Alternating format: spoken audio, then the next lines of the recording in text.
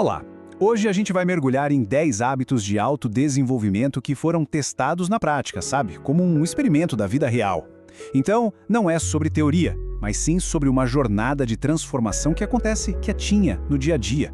Vamos entender como isso funciona. E o ponto de partida é exatamente este. A fonte desta análise deixa bem claro que mudança de verdade não é um evento, não acontece da noite para o dia. Ela é construída com pequenas decisões, que a gente repete, repete e repete, até que elas viram a base de tudo. É um processo e não um passe de mágica. Bom, e para começar vamos focar na fundação. A transformação começa de dentro para fora. A ideia é estabelecer uma base interna forte, sabe? Logo no comecinho de cada dia. E aqui estão os 3 hábitos fundamentais que formam uma rotina matinal que parece simples, mas é incrivelmente poderosa.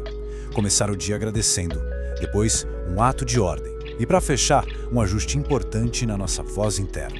Agora, o que é genial aqui é a psicologia por trás de uma coisa tão simples. Arrumar a cama não é só para deixar o quarto bonito, não. É uma mensagem que a gente manda para o cérebro logo de cara. Eu já concluí uma tarefa. É um jeito de sinalizar que o dia vai ser estruturado e não aleatório. Pequenas vitórias vão criando um padrão, sabe? E esse ponto aqui é crucial. O hábito de praticar o autorrespeito passa por frear a autocrítica destrutiva. A fonte coloca de um jeito brilhante. Se você não se respeita, quem vai? Essa voz interna vai moldando nossas crenças, e quando ela só destrói, a gente acaba acreditando nisso. Ok, com a mentalidade ancorada, qual é o próximo passo? Agora a gente vai para a segunda parte, que é sobre construir e manter o nosso veículo físico e mental para essa jornada da vida. A filosofia aqui é bem clara. Exercício não é sobre aparência, mas sim sobre capacidade. É um investimento em energia, em disciplina, em presença.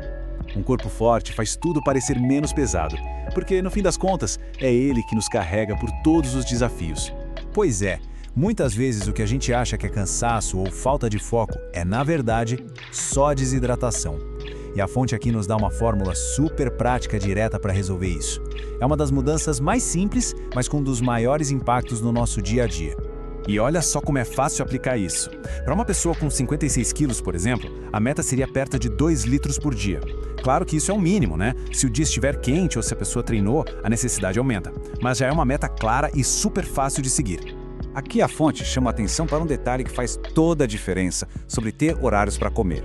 A consistência é ótima, claro, mas é a qualidade do que se come que define o jogo.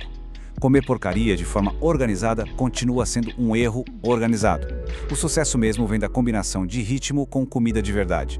Agora vamos falar um pouco da mente. A meta proposta aqui é pequena, quase insignificante. Ler só 5 páginas por dia. Parece pouco, né? E é exatamente por isso que funciona.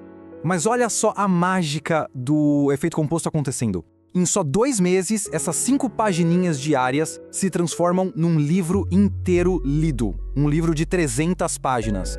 E quando a gente estica isso para um ano, o resultado é impressionante. 6 livros.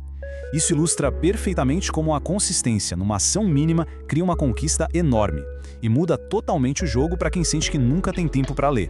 E para fechar, vamos para a terceira e última parte, que fala sobre hábitos que dão direção, força e um senso de propósito que vai além da gente mesmo.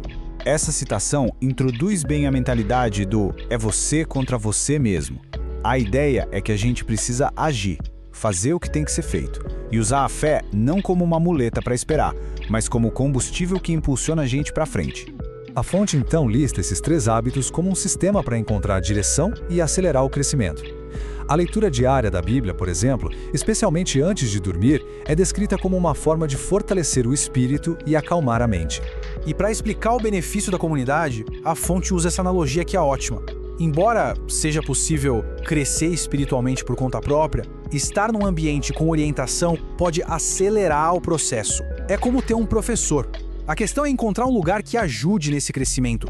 Então, juntando todas essas peças, qual é a grande mensagem que fica dessa jornada toda de autodesenvolvimento? Esse é o ponto central de toda essa análise. O poder não está na intensidade ou na complexidade das ações. Pelo contrário, esses hábitos transformam porque são praticáveis. Quando a gente repete o simples vira estrutura. E é a estrutura que muda a vida. Recapitulando rapidinho, então, a transformação se apoia nesses 3 pilares. Começar com uma mentalidade forte, cuidar do nosso veículo físico e mental e, por fim, encontrar uma direção que nos guie e nos dê força. E para fechar, fica essa pergunta. Com base em tudo que a gente viu, não se trata de mudar tudo de uma vez, mas sim de escolher uma pequena ação, uma ação praticável. Qual seria essa pequena ação para começar hoje?